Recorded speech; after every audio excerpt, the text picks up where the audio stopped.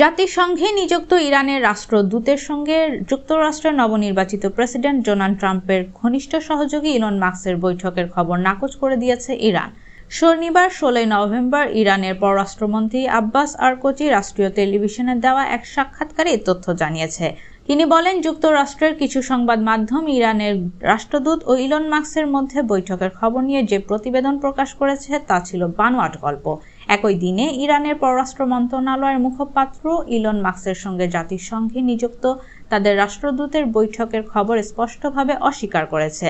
গত বৃহস্পতিবার 14 নভেম্বর মার্কিন সংবাদ মাধ্যম দ্য নিউ ইয়র্ক টাইমসের এক প্রতিবেদনে বলা হয়েছে, গত সোমবার নিউ ইয়র্কের একটি গোপন স্থানে জাতিসংঘে নিযুক্ত ইরানের রাষ্ট্রদূত আমির সাইদ ও ইলন মাস্কের মধ্যে 1 ঘন্টা বেশি বৈঠক চলে। বৈঠকটি ইতিবাচক ছিল বলে জানিয়েছে নিউ ইয়র্ক টাইমস। দুইজন ইরানি কর্মকর্তা নিউ ইয়র্ক টাইমসকে বলেন, ইরান ও যুক্তরাষ্ট্রের মধ্যে কিভাবে উত্তেজনা কমানো যায় তা নিয়ে আলোচনা হয়েছে। ইরানের একজন কর্মকর্তা বলেন, ইলন মাস্ক এই বৈঠকের অনুরোধ করেছিলেন।